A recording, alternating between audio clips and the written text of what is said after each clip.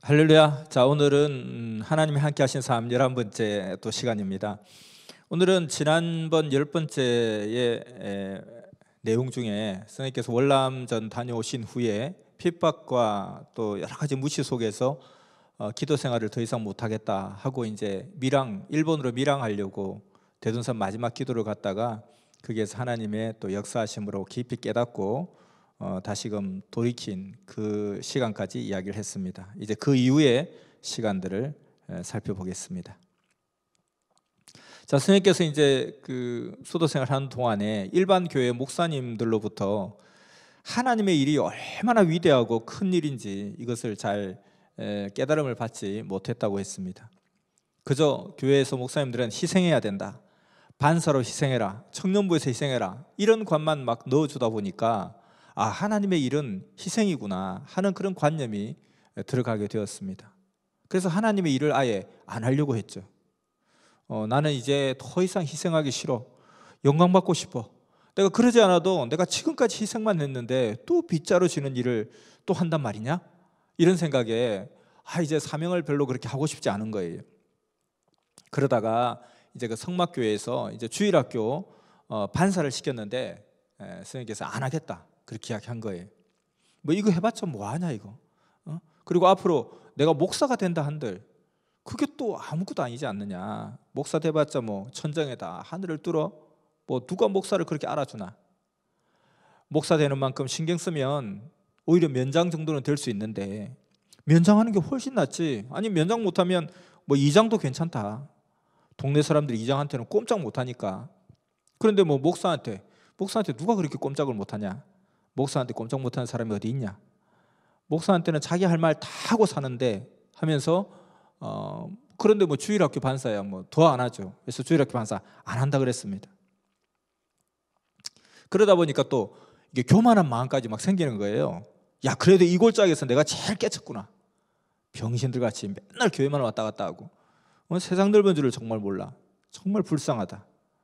에이, 그래도 할 수 없다. 뭐 지네들이 뭐 군대라도 갔다 오면 뭘 좀 알겠지. 그런데 이 군대 갔다 온 사람도 처박혀서 주일 학생들이나 다루고 있고 서로 집사되려고 막 깨갱거리고 있고, 그러면서 그걸 막 비웃으면서 세상 넓은 바다를 향해서 나는 가야 되겠다, 그런 생각까지도 하게 되었다는 것입니다. 그래서 그렇게 하나님의 일을 안 한다고 거부하다가, 반사 사명을 거부하다가 예수님한테 크게 혼이 났습니다. 예수님께서 아이고 저 산골짜기 촌놈, 저 못 배운 놈, 에이구 병신, 하늘나라에 일꾼이 없어 너를 시킨 줄 아냐? 네가 불쌍해서 너를 시키는 거야. 그 일로 하늘 앞에 조건 세워서 한 점 풀어보라고 너 불쌍해서 시키는 거야. 너 아니라도 사람 많아. 그렇게 말씀하시는 거예요. 그래서 선생님께서 가만히 생각해 보니까 뭐 그렇기는 그렇더라는 거예요. 뭐 틀린 말은 없습니다. 맞습니다. 또 예수님이 이야기하는 거예요. 내가 하나님을 믿어서 이 구세주가 되어 세상을 흔들고 다니지 않느냐. 이렇게 내가 죽었어도 나를 안 믿으면 안 되게 지금 되어 있지 않느냐. 내가 하나님의 일을 해서 이렇게 된 것이다. 너도 그렇게 만들어 주려고 그렇게 하는데 왜 안 하려고 하냐. 싫으면 그만둬 이놈아. 내 위신을 깎았으니 영원히 너를 다시 쳐다보지 않겠다. 니까짓 거 뭐 놔둬봤자 뭐 그 인생 난지도 쓰레기밖에 더 되겠냐. 그렇게 이야기하시는 거예요. 그래서 그렇게 막 너무 뜨겁게 너무 막 심하게 혼나고 나니까 왜 진작 내가 이같이 가슴 뜨겁게 이것을 깨닫지 못했을까, 왜 이렇게 귀하게 설교를 듣지 못했던가 하는 생각이 났습니다. 그래서 그것을 다시 회복하기 위해서 정말 무진 몸부림치고 대둔산 골짜기에 바위가 닳도록 그렇게 쫓아다니며 기도하면서 제발 잘못했으니까 임무를 좀 달라고, 사명을 좀 달라고 그렇게 간구를 하게 되었습니다. 자, 그래서 이 주일학교 반사를 거부한 사연들을 좀 더 자세히 살펴보면 사실은 이제 중고등부 반사를 하라고 했다는 거예요. 근데 에이, 중고등부 교사 그거 뭐 때문에 하냐 하면서 안 한다고 했죠. 그래서 한 자리 맡으라고 했는데 싫다고 안 했습니다. 내가 월남까지 갔다 왔는데 내가 이런 걸 또 하랴. 옛날에는 했지 이제 다 컸는데 하면서 계속 그랬습니다.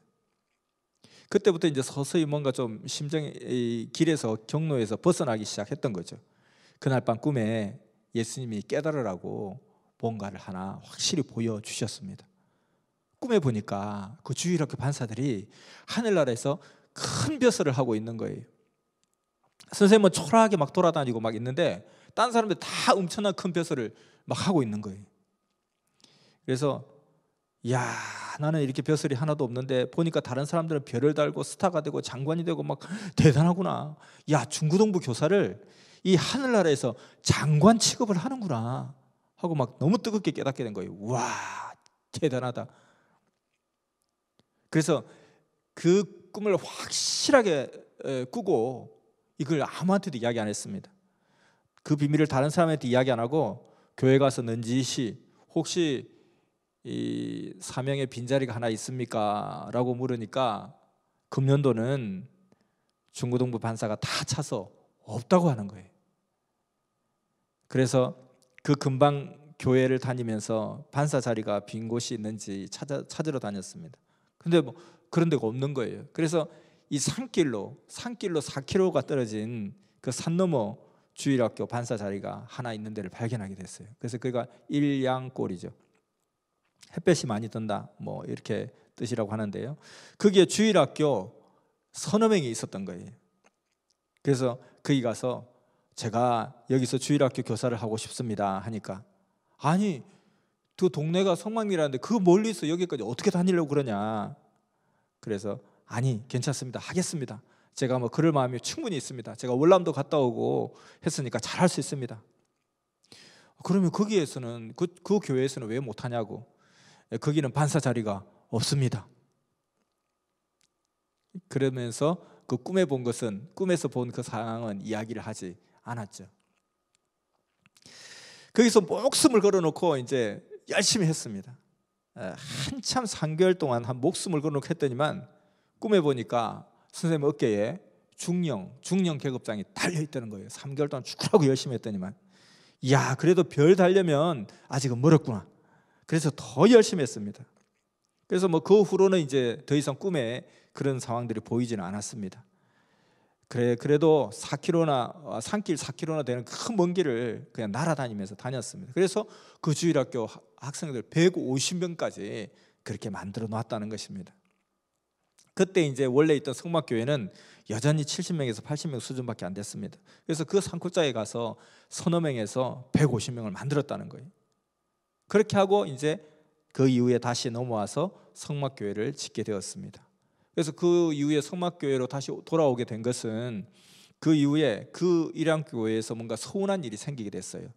선생님께서 이제 내가 나중에는 이제 장년부를 맡아보겠다. 사실 뭐 기성교회 특히 시골교회는 장년부가 거의 다잖아요. 거의 실제적이고 주체적이잖아요. 장년부를 맡겠다. 그럼 교회를 맡겠다 이런 뜻과 같죠. 그렇게 했는데 못 맡긴다. 교회에서 못 맡긴다 해서 투표를 했는데 정말 웃기는 사람에게 그 자리가 돌아가게 된 거예요. 그래서 그 상황을 계기로 해서 이제 다시 성막교회로 돌아오게 됐는데 하나님께서 이제 성막교회를 새로 지어라고 그쪽으로 이제 인도하신 그런 상황인 것을 나중에 알게 되었습니다. 그리고 선생님께서 이제 계급장에 대한 꿈은 더 이상 꾸지 않았는데 섭리를 시작할 때, 섭리를 시작하고 나서 어느 정도 지났을 때 갑자기 누군가가 선생님 어깨에 별이 보입니다. 별이 되게 많습니다. 그렇게 그때 이야기를 하는 것을 그때 이후로 또 처음 들었다고 했습니다.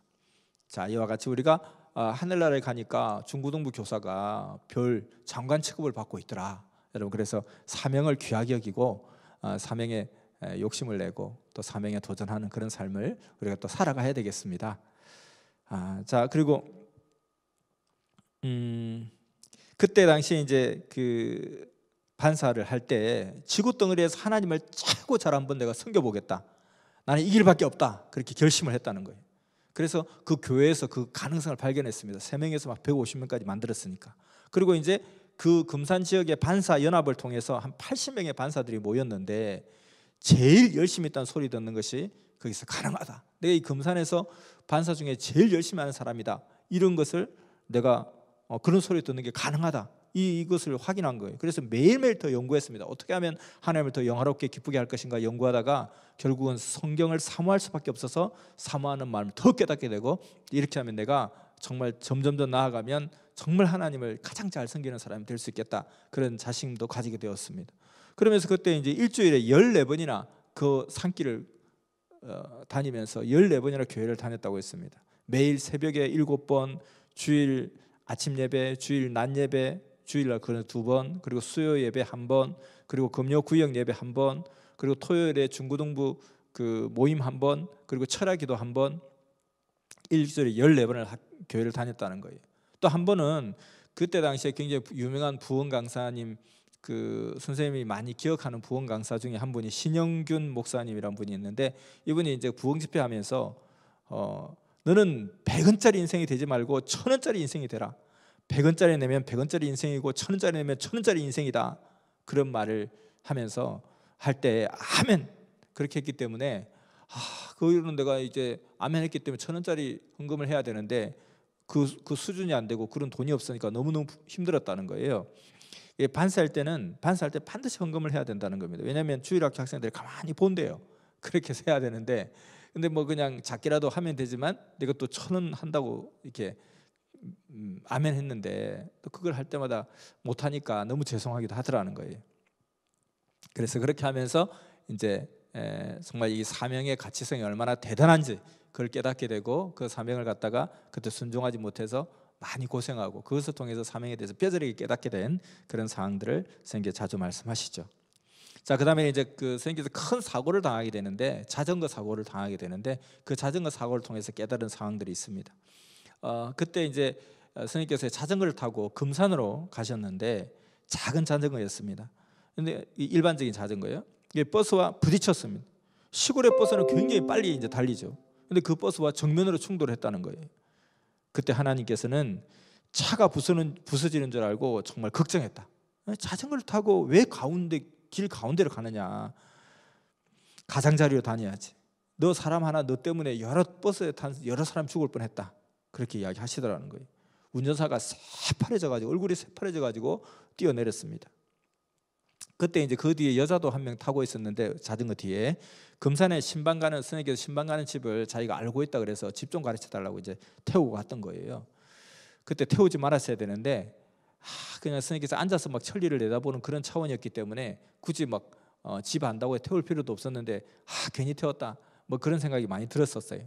근데 그 여자는 버스와 정면 충돌하기 직전에 놀라서 미리 막 넘어졌습니다. 그래서 다쳤죠. 근데 선생님은 그냥 그대로 갔는데 아주 아슬아슬하게 부딪혔는데 근데 다치지 않았습니다. 버스 운전사는 선생님이 죽은 줄 알고 막 뛰어내렸죠. 사색이대 뛰어내렸죠. 근데 자전거도 조금도 우그러지지 않았다는 거예요. 그러니까 막 정말 막 아주 이상적으로 부딪힌 거죠. 그래서 정말 그게 진짜 막 확 부딪혔는지 부딪히기 직전이 부딪힌 느낌이었는지 아무튼 정말 부딪히는 그런 느낌이었고, 운전사도 부딪혔다고 생각하고 죽었구나 생각하고 이제 사색에서 뛰어내렸고, 선생님도 부딪혔다 생각하고 넘어진 거죠. 근데 보니까 자전거가 조금도 우그러지지 않았다라는 거예요. 그래서 하나님께서 미리 하시고 딱 그냥 쥐고 계셨던 거죠. 그것을 보고 정말 너무너무 놀랐습니다. 그래서 뭐 그 이후로도 금산을 갈 때 되면 그곳을 쳐다본다는 거예요. 내가 저기서 죽을 뻔했지. 내가 저기서 죽을 뻔했다. 그렇게 한다는 겁니다. 그렇게 죽을 고비가 참 많았죠. 그래서 죽을 고비를 세보니까 한 68번이 나오더라는 거예요. 근데 계속 생각을 하니까 더 자꾸 생각이 나서 정말 선생님 당신이 스스로 생각나는 것만 해도 100번 이상이 될 것 같더래요. 그래서 계속 생각나는 대로 감사합니다. 또 감사합니다. 또 감사합니다 했더니만 하나님께서 그래 바로 그렇게 해야 된다. 그것이 사람의 도리다. 감사를 정말 진하게, 그리고 그 생각날 때마다 감사합니다. 그것이 사람의 도리다. 그렇게 이야기하신 거예요. 그렇게 했던 것을 늘 간증해주고 감사하고 이야기해주고 하나님께서 살려주셨으니까 한턱을 내고 그렇게 해야 된다는 것입니다. 그러니까 하나님께서 너무 좋아하시더라는 거예요. 그냥 싹 입 닫고 문 떼면 안 된다는 것입니다. 감격하고 감사하고 해야 된다는 거죠. 그래서 그때는 선생님 생각할 때는 내가 그냥 아주 그냥 너무 경미하게 살짝 부딪혔으니까 그렇지, 그렇게만 생각했던 거예요. 근데 그래서 안 다쳤다고 생각했는데 꿈에 그 어떤 상황이었는지 그 원인 상황을 알게 된 거예요. 꿈에 보니까 성경에서 뭐 오토바이를 막 타고 가는 거예요. 근데 오토바이 그 바퀴가 막 기차 바퀴, 기차 그 바퀴 있잖아요. 기차 바퀴로 보이는 거예요. 이야, 진짜 이게 자전거 발통이 기차 발통하고 똑같네. 근데 그 큰 발통이 두 개나 달려 있더라는 거예요. 근데 그 오토바이와 버스가 땅 충돌하는 것을 이제 보여준 거예요. 그것을 꿈에서 이제 보면서, 야, 그런 단단한 철판과 부딪혔으니 오히려 차가 우그러졌지. 꿈에서 그것을 보여준 걸 통해서, 내가 타기에는 이렇게 조그만 신사용 자전거를 탔지만 그 위력은 하나님이 능력으로 함께하사 천리마 발통이었구나 하는 것을 알게 된 것입니다. 그런 기계가 뭐 세상에 없잖아요.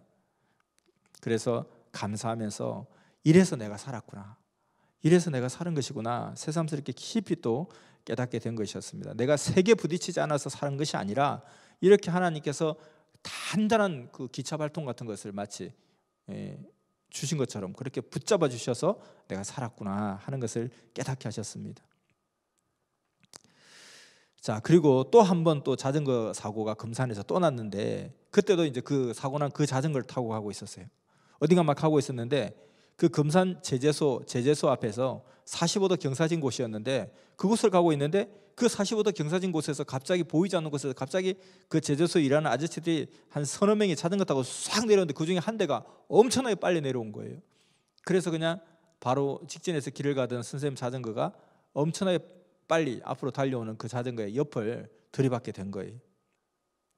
근데 이제 그때 아저씨가 한 60 정도 돼 보이는 그런 아저씨였는데, 이제 막 서로 막 실랑이가 벌어진 거예요. 그러니까 경찰에서 바로 이제 사람들이 왔습니다. 경찰이 왔습니다. 그래서 선생님께서, 나는 직진길인데 왜 그랬습니까? 브레이크가 고장났습니까? 왜 그렇게 막 갑자기 옆에서 그렇게 세게 치고 나옵니까? 나는 그래도 다치진 않았지만 아저씨가 정말 잘못한 거 아닙니까? 하고 나서 그렇게 이야기하면서 그 자리에서 하나님께 기도를 했습니다. 여기 사고 났다고. 그러니까 이제 경찰이 와서 사고 경위를 듣더니만, 아니 그래도 여기 젊은 사람인데 말이지, 이게 나이 드신 분한테 잘못한 거 아니냐, 노인을 책임져야 되지 않냐, 막 그러더라는 거예요. 그래서 선생님께서, 아니 이게 무슨 이야기냐고, 당신은 법도 모릅니까? 교통법을 따지는데 무슨 법을 벗어나서 젊고 어른이고 뭐 그게 무슨 상관이 있습니까? 교통법을 따져야지. 어떻게 말을 그렇게 함부로 하십니까? 내가 누군지 모르지 않습니까? 내가 누군지 알고 그렇게 말을 함부로 합니까? 경찰 옷 벗고 싶습니까? 막 그렇게 이야기하게 된 거예요. 그러니까 기가 꺾여가지고 가만히 있더라는 거예요. 그러니까 하나님이 선생님의 입을 통해서 나 누군지 모르지 하는 식으로 이야기를 하셨던 거예요. 그러고 나니까 그 아저씨가 그래도 자꾸 막, 그래도 내가 이렇게 다쳤는데, 그래서 선생님께서, 내가 다치진 않았지만 잘못한 거 아니냐, 다친 것하고 잘못한 거 무슨 상관이냐, 내가 너무 놀랐으니까 피해 보상을 하라고 그렇게 하고, 그 경찰한테도 도대체 엄마하고 아들하고 부딪혀도 그걸 갖다가 교통법으로 따져야지, 이 교통사고 났는데 그때 나이 많다고 무조건 잘하고, 그리고 또 이렇게 자전거 우그러졌다고 또 이렇게 넘어졌다고 해서 그 사람이 잘한 거고, 안 다치면 못한 거고, 그건 아니지 않냐, 막 이렇게 이야기도 했죠. 그래서 사실은 내가 이 엄청난 짐차하고, 나는 일반 신사 자전거고 거기는 그 큰 짐차인데, 짐차 자전거 내가 부딪혔으면 내가 죽어도 죽었을 사람 아니냐. 근데 내가 이렇게 안 다쳤는데, 안 다쳤다고 해서 내가 잘못한 거냐. 내가 사실은 제대로 됐으면 내가 오히려 죽었을 사람이다. 그러니까 그 사람들도 그러네, 정말 그래, 이해가 안 된다. 어떻게 이렇게 부딪혔는데 저기는 저 짐차 자전거가 다 옆이 다 우그러지고 휘어졌는데 이 자전거도 멀쩡하고 다치지도 않고 참 이해가 안 된다. 그렇게 이야기하더라는 거예요. 그래서 선생님께서, 아저씨가 잘못했죠. 그래서 그 아저씨가, 이 판국에 내가 꼭 잘못했다고 그렇게 해야 되겠냐, 지금 막 넘어지고 막 자전거도 우겨지고 했는데, 그렇게 막 하더니만 나중에 가서는 나도 모르게 그렇게 세게 내려왔다. 나는 원래 그렇게 달리는 사람이 아닌데 왜 이렇게 갑자기 나도 세게 내려왔는지 나도 모르겠다. 그래서 선생님께서, 그래도 내가 안 다쳤으니 다행입니다. 내가 만약에 다쳤으면 아저씨 이렇게 뭐 이래가지고 내 이거 병원비나 낼 수 있겠냐고. 그러니까 자기가, 그 아저씨가 자기가 재수 없었다고, 재수 없어서 그렇다고. 그래서 선생님께서 재수 없다는 소리를 할 것이 아니라, 재수 없어서 그런 게 아니라 본인이 재수 없는 짓을 해서 그런 거지, 재수가 없어 그게 한 게 아니라니까요. 재수 없는 짓을 해서 그런 거죠. 우리도 마찬가지, 우리 삶 속에서 마찬가지죠, 그렇죠? 그냥 내가 뭐 운이 나빠서 그게 아니고 그냥 뭐 난 치질도 복도 없어, 복도 없는 짓을 해서 복이 없는 거죠. 그러니까 재수 없는 짓을 하니까 재수 없는 상황이 생기는 거지, 재수가 없어서 그렇다, 그건 내 잘못이 아니다 이거라. 내가 다 잘못해서 그런 거죠. 그래서 이제 오히려 스님께서 그렇게 따질 것 다 따지고 나서 오히려 3만 원을 줬습니다. 그때 뭐 3만 원이면 굉장히 큰 돈이었다는 거예요. 그래서 3만 원 주고 이거 자전거 고치고 나머지는 쓰라고 그렇게 줬다는 것입니다. 그러니까 경찰들이 와, 세상에 3만 원이면 자전거 한 대 사고도 났겠네, 그런 이야기 하더라는 거예요. 그래서 경찰들에게도 내가 누군지 알게 될 겁니다, 이렇게 이야기도 했죠. 결국 그 사람들이 이제 스님을 알게 되었어요. 왜냐하면 그때 이제 스님께서 그 자전거 타고 간 그때 그 즈음에 그 자전거를 타고 자꾸 금산에 갔을 때는 금산에 아주 부자였던 그 신기주 씨라는 그 아주 부자 아저씨를 당뇨병에 걸려서 이제 죽게 되었는데, 그 사람을 낫게 해주기 위해서 기도해 주러 다니던 그런 때였거든요. 스님 말씀 중에 뭐 금산 부자 신기주라고 자주 나오는데, 이분이 굉장히 부자인데 그 당뇨병에 걸려서, 그때는 막 그 당뇨병이 심하게 걸리면 바로 죽고 막 그러나 봐요. 그 당뇨병을 결국 낫게 해줬거든요. 그래서 그때 그렇게 자꾸 왔다 갔다 하던 그런 때였습니다. 그래서 금산에서 다 아는 사람이니까 그 사람, 그 청년이 그 이렇게 병을 낫게 해준 그 기도하는 청년이구나 하고 다 알게 됐던 거죠. 자, 그리고 이제 스님께서 이제 주일 학교 반사를 할 때 주일 학교 학생들한테 알밤을 주려고 이게 산에 밤나무가 있잖아요. 근데 밤나무가 있으면 이 밤나무 주인이 아무래도 뭐 자기 산이니까 자기가 다 따죠. 근데 이제 워낙 이제 크다 보니까 일반 동네 사람들 와서 좀 따고 막 그렇게 하나 봐요. 근데 이제 밤이 이렇게 막 바람이 불거나 이럴 때, 또 주인이 없을 때 가서 좀 따기도 하고 하는데, 새벽에 일찍 가서 알밤을 좀 주워서 우리 주일 학생들에게 줘야지 했는데, 그날따라 이제 나가려고 하니까 비가 막 오는 거예요. 비가 많이 오니까 아니 새벽인데 또 진짜 이거 내가 안 먹고 아버지 어머니도 안 주고 하나님께 제물을 드리듯이 주일학교 학생들한테 주려고 했는데, 새벽에 비가 와서 이게 뜻이 아닌가? 진짜 비바람이 치는데 갈까 말까 그렇게 했는데, 그래도 가야지. 그래서 새벽에 알밤을 주우러 가니까 사람이 거의 없더라는 거예요. 그래서 이 비바람이 치지만 예수님이 감동 주는 거예요. 빨리 나가라. 그래야만 비바람을 통해서 네가 죽을 수 있다. 그리고 비바람이 부니까 많이 떨어져서 죽을 게 많고, 비바람이 부니까 다른 사람들이, 경쟁자들이 안 나와서 또 죽을 게 많다. 그래서 그날 가서 많이 주었다는 것입니다. 그래서 이와 같이 선생님께서 이때 이 경험을 생활 속에서 많이 또 이야기를 하시죠.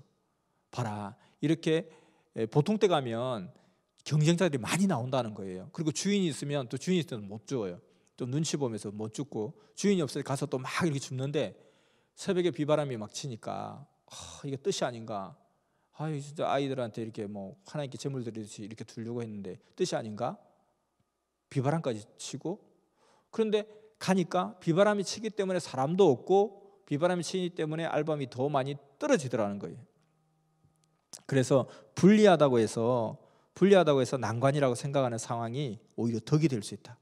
걸림돌이라 생각하는 상황이 오히려 디딤돌이 될 수도 있다. 항상 이런 마음을 가지고 마음먹은 것, 감동한 것은 즉시해서 계속 행해나가는 것이 좋겠습니다.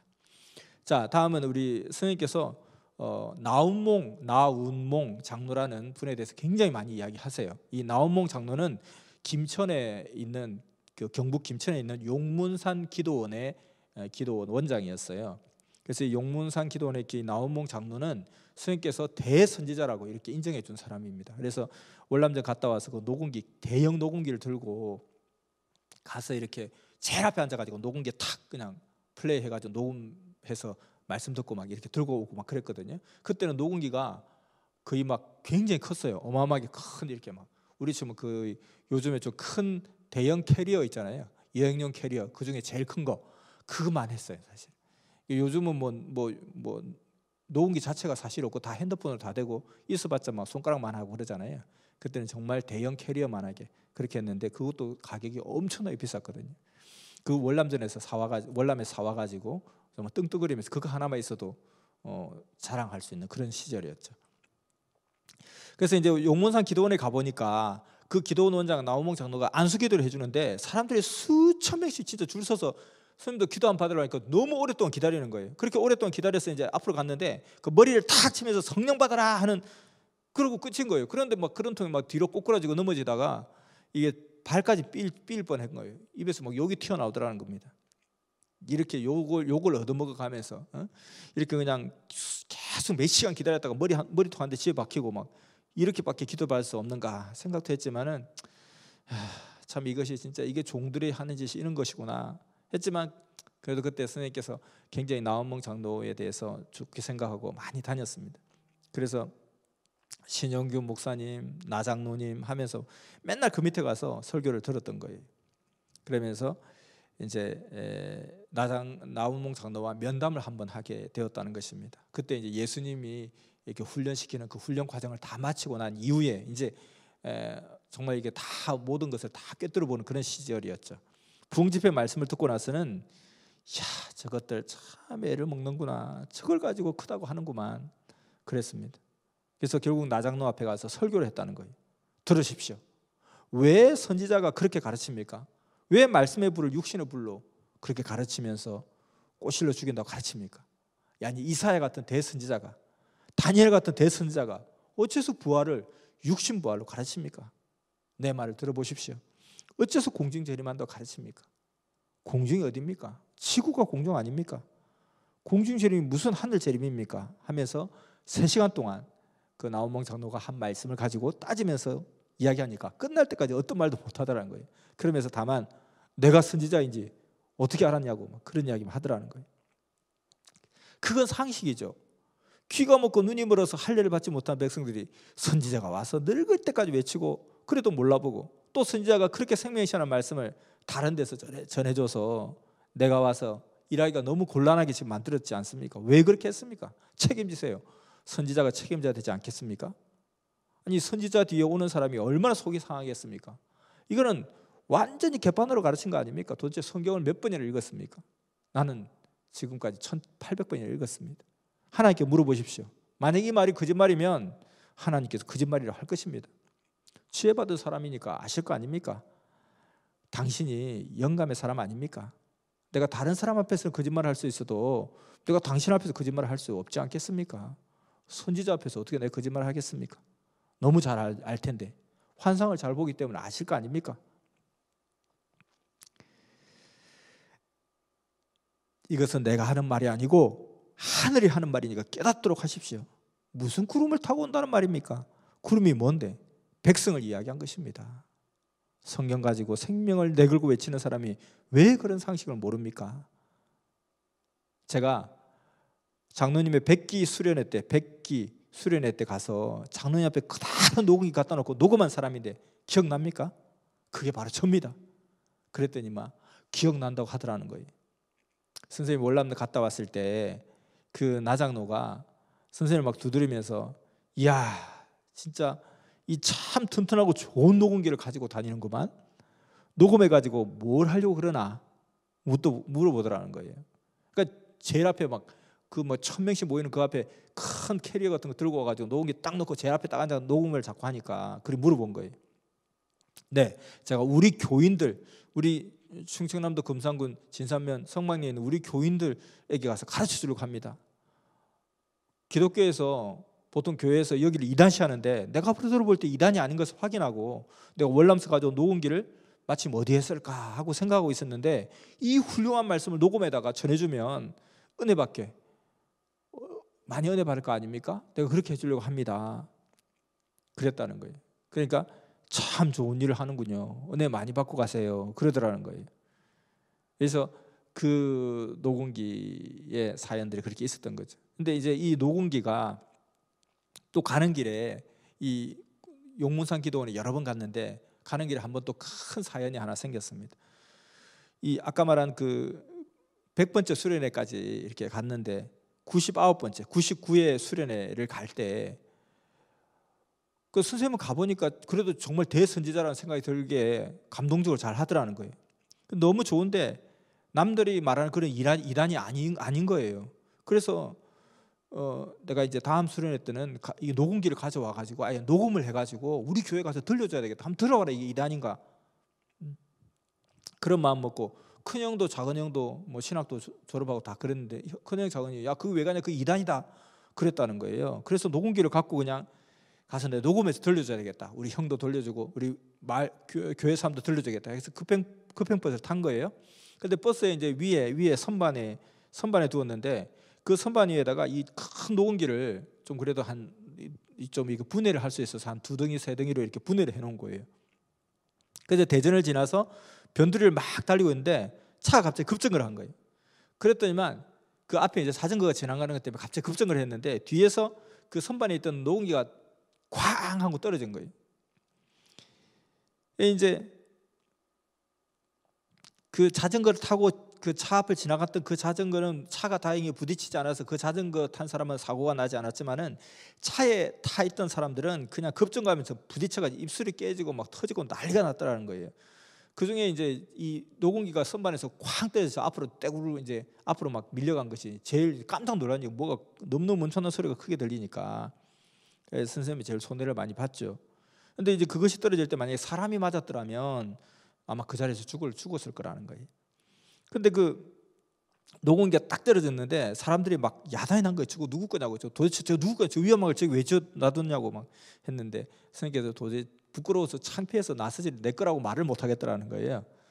그러다가 결국은 이제 조금 한참 뒤에 가서 주섬주섬 이제 챙겼죠. 그래서 선생님 것인 이제 알게 된 거죠. 그래서 운전사가 아니 왜 거기다 그걸 얹어 놓습니까? 그러다가 큰일 날 뻔했지 않습니까? 원래 그곳에는 그런 무거운 짐을 올리면 안 되는 건데 사람이 죽을 뻔했습니다 하고 막 그렇게 막 뭐라고 하는 거예요. 그래서 부끄럽기도 하고 막 걱정되기도 하고 또 선생님도 너무 놀라가지고 아무 말도 하지 않았습니다. 그러면서 에이 진짜 혼자 듣고 은혜 받고 말 것이지 뭘 내가 녹음하겠다고 굳이 내가 이 짓을 나는 정말 좋은 것만 있으면 꼭 가져다가 소개하려고 하는 이 성질머리 때문에 항상 손해를 본단 말이야. 에이 진짜 내릴까 말까 진짜. 에이 기분 나빠 그냥 내려버릴까 말까. 뜻이 아닌가. 에이 정말 내려버릴까 말까. 이건 하나님이 시킨 일이 아닌데 내가 괜히 하지 않아도 될 일을 하니까 저주받은 게 아닌가. 아이 진짜 내릴까 말까 어떻게 할까. 이거 내가 아끼는 재산 목록 1호인데 이거 어떻게 하냐 이거. 에이 자꾸 진짜 내려버릴까 진짜 하면서 가다 보니까 어느새 고속도로로 진입을 해서 이제 중간 내릴 수도 없게 된 거예요. 찝찝하긴 했지만은 목적지에 도착해서 그 녹음기를 짊어지고 집회 장소인 기도원 산으로 올라갔습니다. 용문산 기도원이죠. 그때 당시에 이제 세계 최고의 브랜드였던 제니스라는 그 회사의 녹음기였습니다.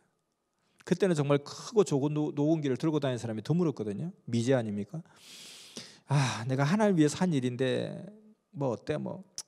그렇지만 이거 금방 분명히 고장 났을 거야. 이 정도 크게 떨어졌으니까. 그래도 일단 뭐 짊어지고 가야지 하고 올라간 거예요. 근데 이제 거기서 기도원에서 녹음을 하려고 하니까 불이 안 들어오는 거예요. 빨간 불이 들어와야 이게 작동되는 거잖아요. 진짜 그때 버스에서 내려서 고쳤어야 되는데 왜 바보처럼 또 그냥 이걸 짊어지고 왔을까. 이게 분명히 어디가 고장 났을 텐데 그걸 그냥 갖고 오다니. 대구에서 내려서라도 고쳤어야 되는데 근데 대구 지리도 잘 모르고 귀찮기도 하고 막 그래서 그냥 있었더니만 전혀 녹음기 작동이 안 되는 거예요. 그래서 하나님께 하나님 이거 고장이 났습니다. 아무 소식도 없어요. 아무 소리도 안 들려요. 하면서 기도를 했던 거예요.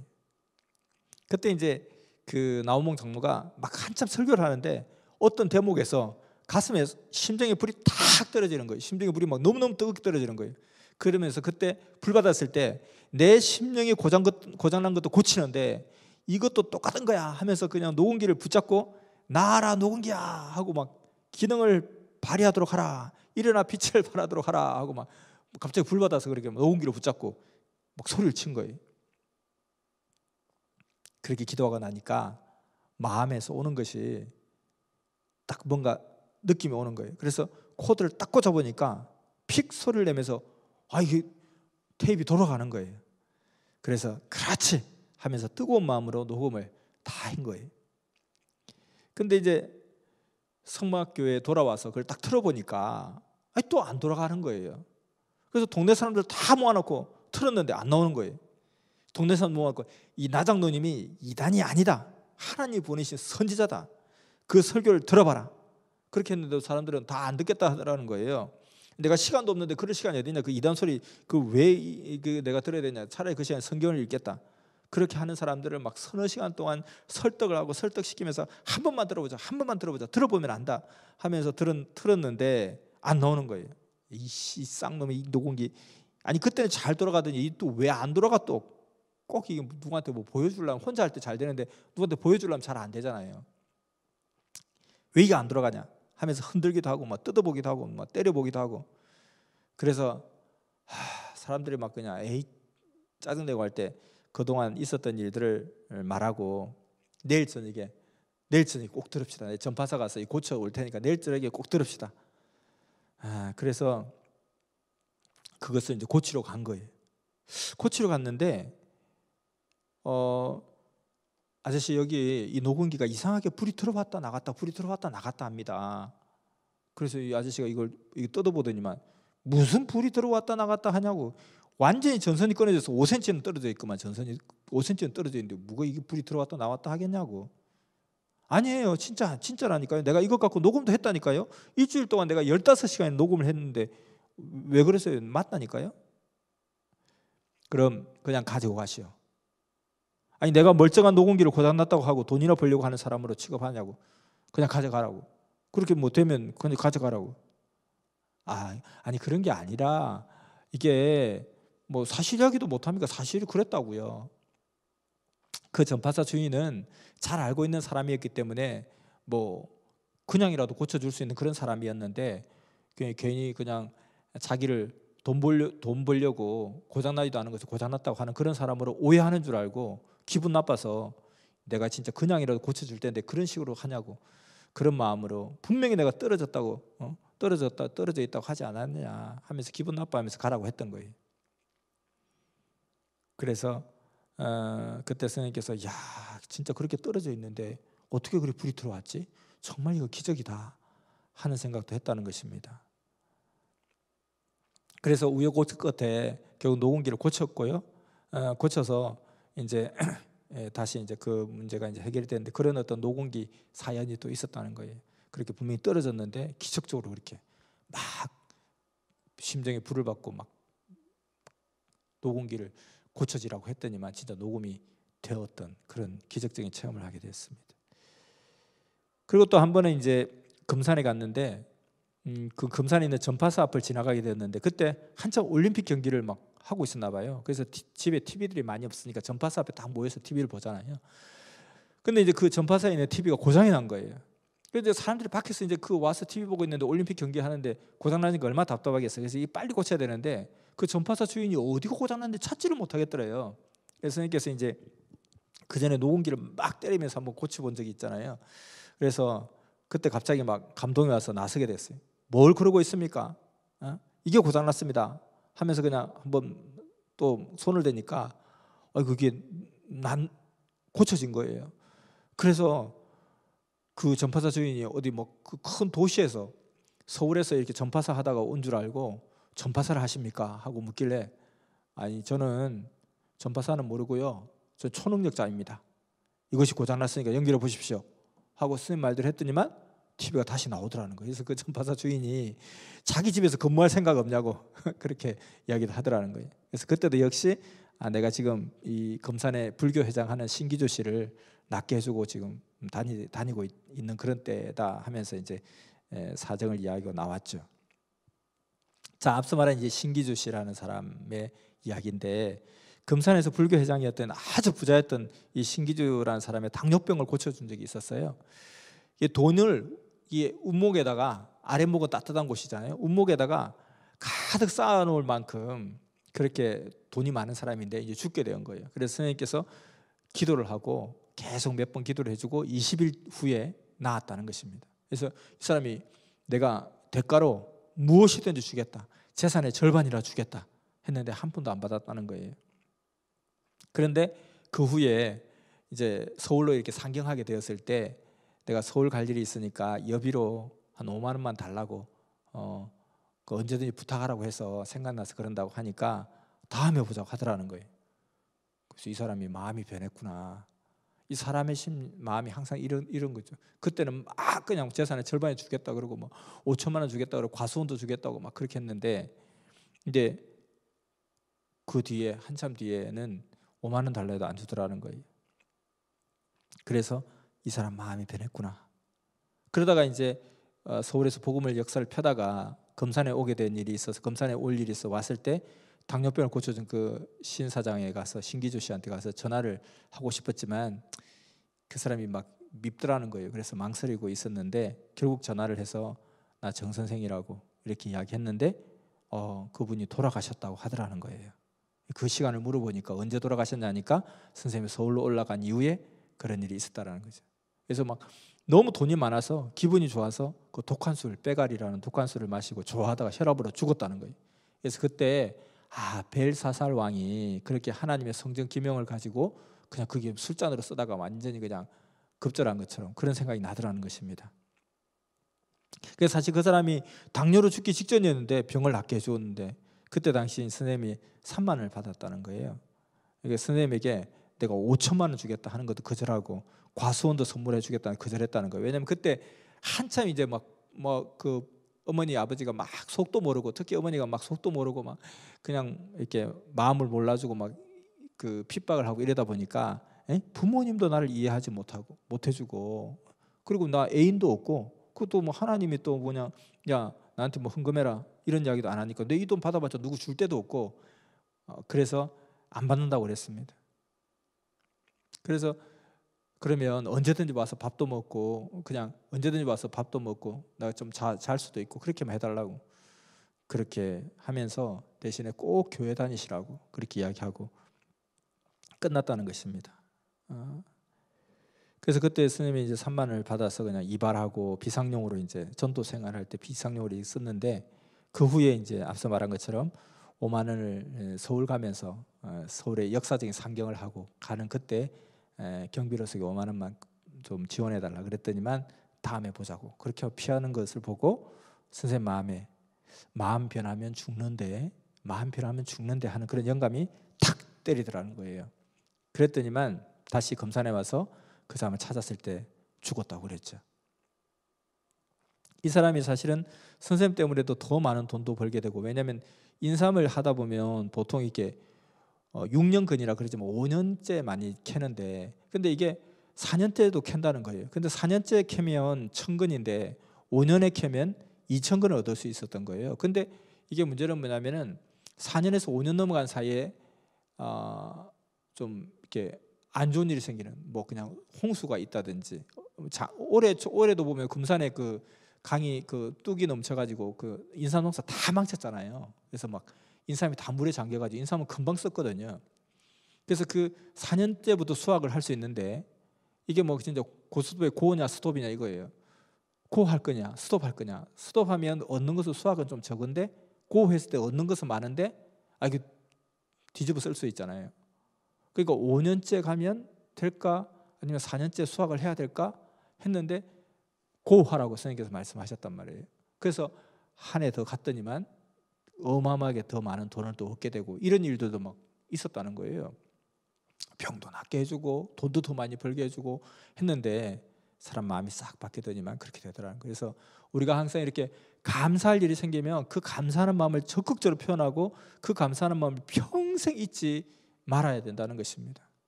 그러니까 그때는 막 진짜 자기 죽게 생겼으니까 뭐 재산이 전부라도 다 주겠다, 절반이라 주겠다, 뭐 5천만 원 주겠다, 또 그리고 무슨 그때 당시 5천만 원이 벌써 40년 전에 40년도 더 된 이야기니까 45년 전이니까 어마어마한 돈이었겠죠. 과수원도 주겠다 이렇게 했는데, 그러고 나서 나중에 그 기껏 얼마 뒤에 5만 원 좀 보태달라고 해도 그걸 안 해주더라는 거예요. 그래서 사람 마음 바뀌면 죽는다는 거예요. 마음 바뀌면 안 된다는 거예요. 우리도 섭리교로 오면서 절대적인 믿음을 가지고 이 선민길에 왔으면 그 마음이 바뀌지 말아야 된다는 거예요. 그런데 뭐 선생님께서 요즘 자꾸 이제 악평에 흔들리지 말라 자꾸 이런 이야기 하시는 거 보면 가정국들도 뭐 어디 악평자 말 몇 마디 주워 듣고 막 그냥 왔다 갔다 흔들리고 그래서는 너무 안 되는 거잖아요. 그래서 마음이 굳건하고 변함이 없어야 된다는 것입니다. 자, 신기주 씨의 이 집의 개도 또 아주 좋은 사연이 하나 있습니다. 자, 그 집에 개가 굉장히 큰 개가 있었는데 이놈의 큰 개가 그 자기 주인 병 고치러 가는데도 하도 짖어대는 거예요. 자꾸 짖어대니까 야, 네가 아무리 개새끼라도 네가 그럴 수 있냐? 네 주인 고치러 왔으니까 짖지 마라 이놈아. 개야, 개는 개다. 네 집에 주인이 병들어서 다 죽어간단 말이야. 그러니까 짖지 마. 내가 지금은 금식 기간이라서 먹을 것을 내가 네한테 줄 것도 없어.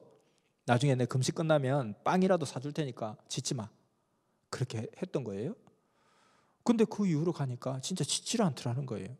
말을 알아들었는지 뭐 그게 선생님의 기도빨이 통했는지 안 짖더라는 거예요.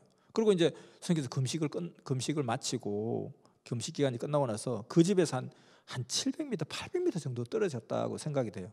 그 떨어진 곳에 제과점에 가서 선생님께서 빵을 먹고 있는데 선생님 단팥빵 좋아하잖아요. 그래서 막 빵을 먹고 있는데 그 개가 어느새 그 옆에 싹 달려와 있더라는 거예요. 걔가 옆에서 딱 쳐다보고 있더라는 거예요. 아니 이 개가 와서 왜 이러지? 하는데 걔가 선생님 보고 막 꼬리를 막 살랑살랑 치고 있더라. 그렇게 맨날 짖어대는 걔가 꼬리를 막 치는 거예요. 근데 그 순간 딱 생각이 떠오르는 거예요. 걔한테 약속했던 게 생각이 나는 거예요. 아, 맞다. 내가 너한테 나중에 빵이라도 사준다 그랬지. 근데 그걸 빵 사준다고 했잖아요. 하는 그런 마음으로 막 꼬리를 흔들면서 빵 사준다 했잖아요. 왜 혼자 먹어요? 뭐 그런 마음으로 그 세상에 그 800m 가까이 된 거리를 어떻게 쫓아와가지고 저 아저씨 빵 먹는다, 빵 준다 해놓고 하고 막 달려와서 쳐다보고 있더라는 거예요. 그래서 야, 진짜 걔한테도 약속을 지켜야 되는구나. 걔한테도 약속을 지켜야 되는데 하나님과 약속은 정말 해로울지라도 더 지켜야 되겠다. 이걸 확 깨달은 거죠. 여기서 그 신기조 씨의 집에 있는 이 개가 큰 교훈을 주었습니다. 그래서 그때 뭐 큰 빵을 하나, 선생님 기억으로 2,000원짜리 빵이었다고 하시는데 2,000원짜리 빵을 사서 주니까 그걸 막 그냥 막 열심히 먹더니만 가더래요. 그래서 이게 굉장히 많이 너무 생생하게 생각이 나고 그때 막 진짜 막 머리가 쭈삐하게 막 확 깨달았다는 거예요. 내가 그래 맞다, 약속했지. 걔한테도 약속을 지켜야지.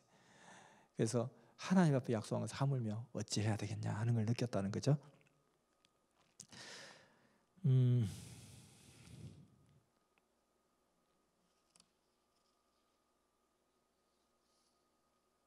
다음은 이제 언젠가 제가 한번 이야기했던 이야기인데요. 이제 금산에 이제 1970년도에 선생님이 사시는 지역에 비행기 추락 사고가 있었죠.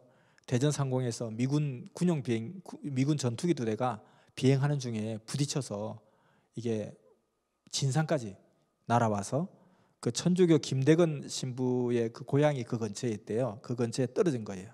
2대가 같이 가다가 더 빠른 놈이 날개를 치면서 옆에 놈을 건드려서 공중에서 막 이게 추락하면서 거기까지 날아온 거예요. 온 동네 화제거리가 됐죠. 그래서 그 비행기가 떨어진 그곳에 선생님 집에서 한 6km 정도 떨어진 그 곳이었는데 비행기의 파편이 마을 스레트 지붕 위에 막 떨어졌지만은 인명 피해나 뭐 심각한 타격은 없었대요. 그래서 그때 마을에 그 교회가 있었는데 사람들이 그 사건으로 인해서 하나님이 이 말을 생각하셨다 하고 믿게 되었대요. 그래서 그때 이제 선생님도 그 마을에 주일학교 때 주일학교 반사하면서 베구시아바로 그 마을에도 간 적이 있었어요. 그래서 그 마을이 어딘지 아는데 사고 후에 그 항공사 측에서 시체를 찾아주면 현상금을 준다고 크게 공문이 붙었대요. 그래서 팔다리를 찾으면 300만 원, 몸뚱이를 찾으면 700만 원. 그래서 지금 미군들은 이 전시에도 이렇게 시신을 중요하게 여기는구나. 그 돈이 어마어마한 돈인데. 그래서 또 들리는 풍문에 어떤 엿장수가 마을마다 다니면서 엿을 파는 엿장수가 있잖아요. 그 엿장수가 내과에서 더워서 이렇게 세수를 하다가 거기서 시신의 팔을 발견했대요. 그래가지고 현상금 300만 원을 받고 후에 미국까지 갔다 왔다. 뭐 그런 이야기도 돌면서 이제 막 그 일대 사람들이 막 혈안이 된 거예요. 그래서 선생님 어머니도 막 시체 동네 사람들 같이 막 어울려가지고 나 시체 찾으러 간다고 나가고 막 그러더라는 거예요. 그래서 근데 선생님이 이제 뭐 사람들이 왜 저래? 하고 이제 찾지를 않았는데 매일 한 3,000명씩이 시체 찾으러 모여들었대요. 그 소문이 나고 나서 더 그랬죠. 그래서 이 3,000명이 모여서 일렬로 막 쫙 서서 이제 막 샅샅이 훑듯이 찾아가는데, 근데 이제 그 미군에서도 이제 헬리콥터가 와가지고 이제 마을 이런 데 다니면서 찾는데 같이 수색하고 이러다가 헬리콥터가 어떤 마을에 잠시 쉬고 있었는데 노인들이 그 헬리콥터 좀 태워달라고 난리를 쳐가지고 또 그 헬리콥터 마을 노인들 돌아가면서 선생님 그 독수리 열차 사람들 태워주듯이 그렇게 막 태워주고 그랬대요. 근데 선생님이 이제 어머니가 초상집에 가니라고 그때 그 헬기 타는데 못 갔다는 거예요. 그래서 막 너무너무 아까워하더래요. 내가 헬기 탈 수 있었는데 그놈의 초상집 갔다 오느라 헬기 못 탔다고 막 너무너무 후회하더래요. 그래서 선생님께서 나중에 내가 비행기 태워드릴 테니까 걱정하지 마요. 비행기 태워줄 테니까 그렇게 막 큰 소리 뻥뻥 치기도 했고요.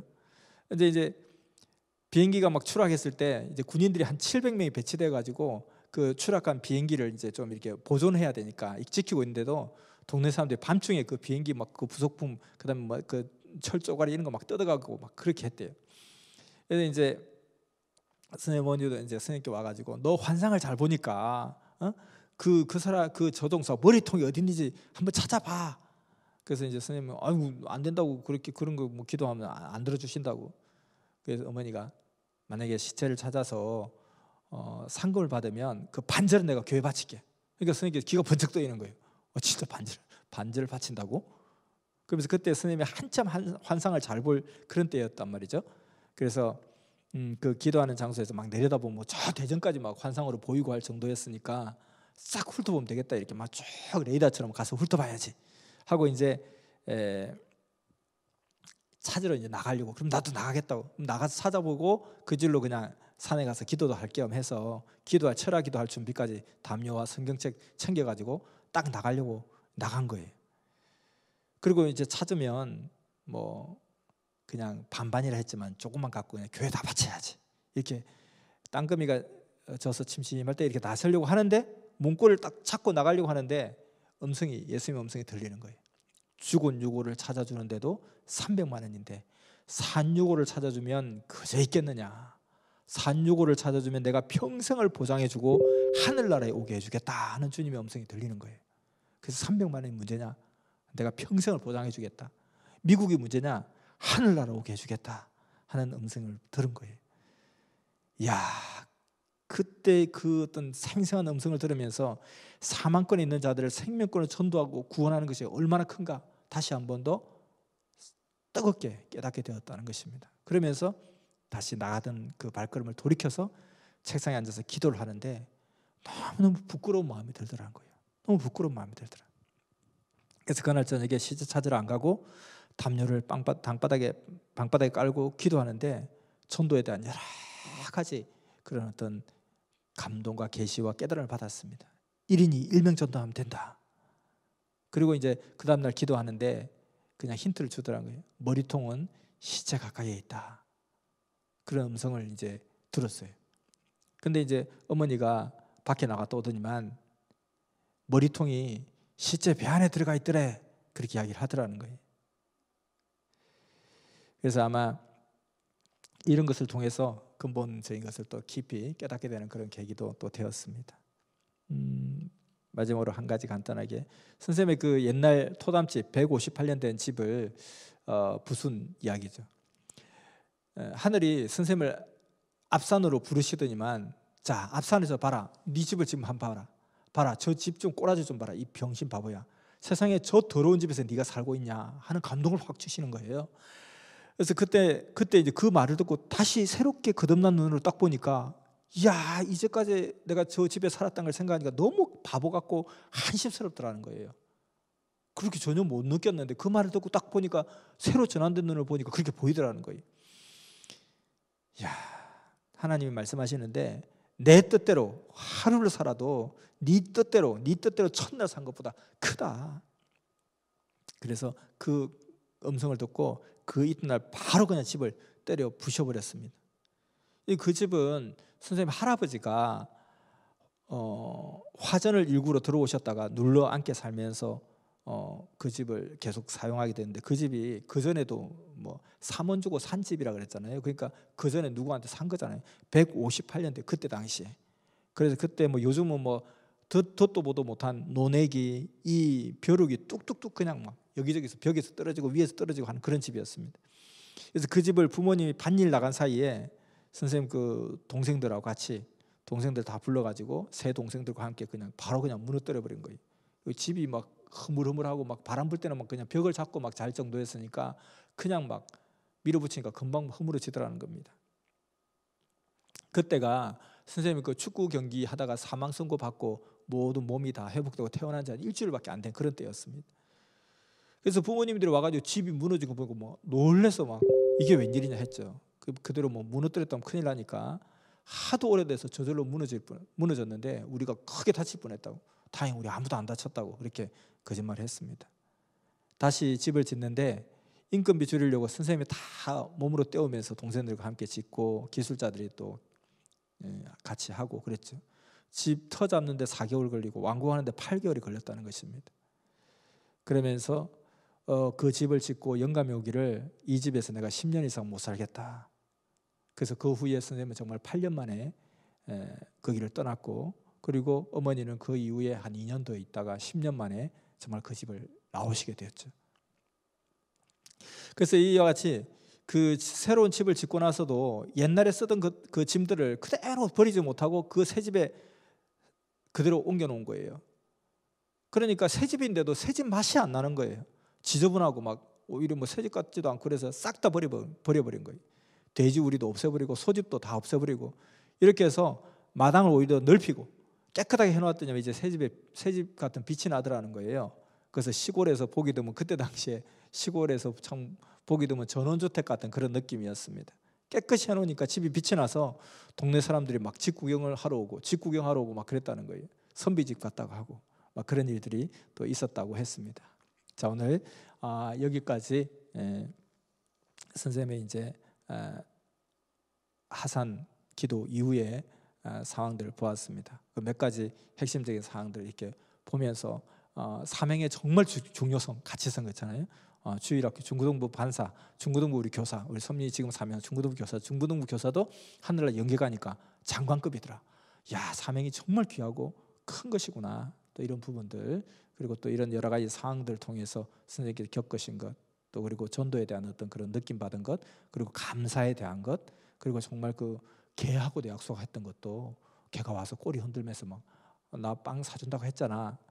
야, 하나님과의 약속은 어떻게 지켜야 되겠느냐, 이것을 뜨겁게 느끼는 그런 시간들이었다고 했습니다. 그래서 우리 성경의 그런 어떤 중심인물들의 그런 모든 노정과 하나님과의 그 사연들이 다 결국 우리 자신의 이야기인 것처럼, 우리는 또 선생님의 이 모든 이 사연들이 결국은 이 성경 역사이고 또 하나님의 중심물의 역사고, 그것이 우리 삶 속에서 지혜가 되고 우리 삶 속에 그대로 적용되는 하나의 원리요 법칙이잖아요. 그래서 선생님의 삶을 통해서 그의 정신과 그의 어떤 발자취를 우리 공부하면서 그것이 또 우리 삶의 지혜가 되고 우리 신앙의 어떤 큰 교훈이 되어서 이런 것을 통해서 우리가 잘 펼쳐나가면 너무 좋겠습니다.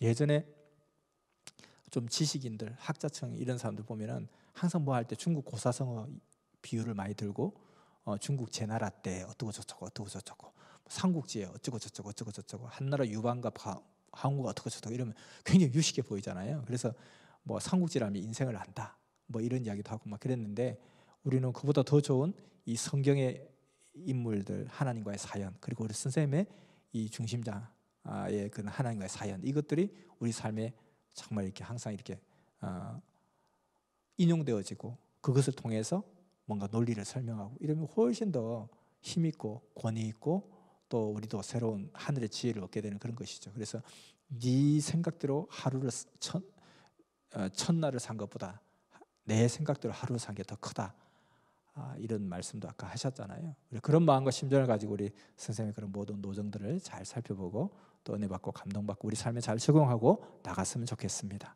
기도하고 마치겠습니다. 사랑하는 성삼위 하나님, 오늘도 처음으로 또 귀한 하나님과 함께 하신 삶에 대해서 살펴보았습니다.